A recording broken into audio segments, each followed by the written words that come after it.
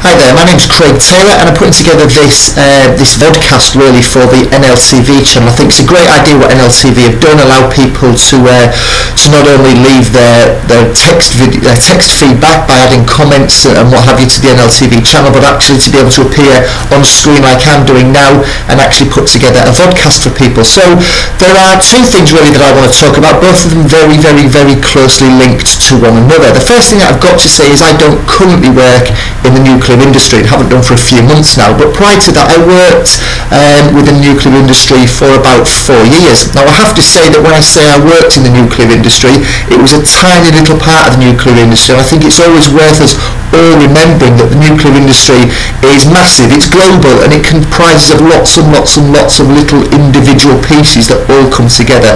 So I have to say that I can't speak on behalf of the nuclear industry. I bet very, very few people actually can speak about it holistically. I can only speak about the very, very small part that I was witness to and that I was party to for about 4 years. So my first observation is the nuclear industry is very, very, very good at delivering just-in-case training. When I worked in the nuclear industry, we delivered hundreds, if not thousands, of learning activities over those 4 years, probably tens of thousands, I guess, collectively. We're very, very good at delivering safety training, health and safety training, compliance training, because ultimately, we have a duty of care and responsibility like any employee to all the members of the public. But one thing that I didn't feel we were very good at was delivering just-in-time training. We delivered lots of training to people just in case they ever found themselves in a certain position, just in case they were ever involved in this, that or the other, and of course for compliance reasons and safety reasons that needs to be done. But what I didn't feel the nuclear industry was very good at when I was there was delivering just-in-time training, contextualised, just-in-time performance support. What we relied on people doing was remembering something that happened to them last week, last month, 6 months ago, remembering a training course that they went on 2 or 3 years ago, or we relied upon them stopping what they were doing, going away and looking at some sort of manual or document or something online. So I felt that there was some great measures and some great moves that the nuclear industry could do with bringing about performance support as opposed to relying on people remembering something that they did many, many months or years ago.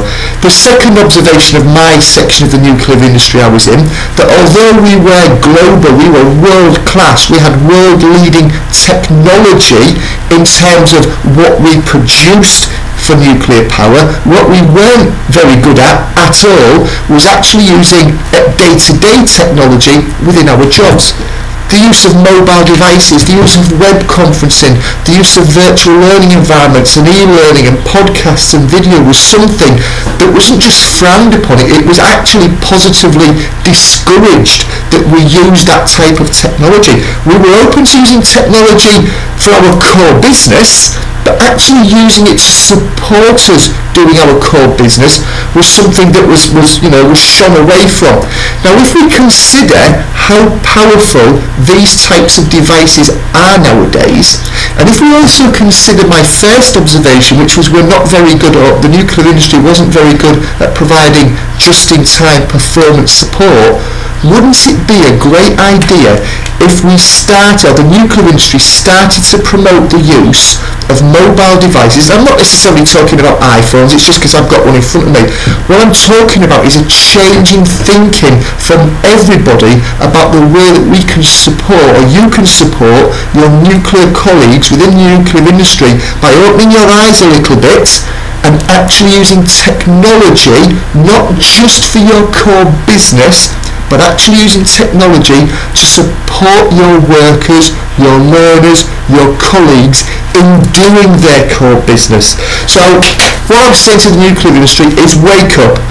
Technology is improving and dramatically increasing what we can do in our personal lives. There is no reason why technology can't enhance what you can do within the nuclear industry, within your professional lives. And let's not forget, if we can give people just-in-time training at the point of need, in context, from a safety perspective, that's got to be far, far better than relying on somebody remembering what they did on a training course last week, last month, or last year. So nuclear industry, I hand it over to you. What are you going to do about it? I look forward to hearing your responses.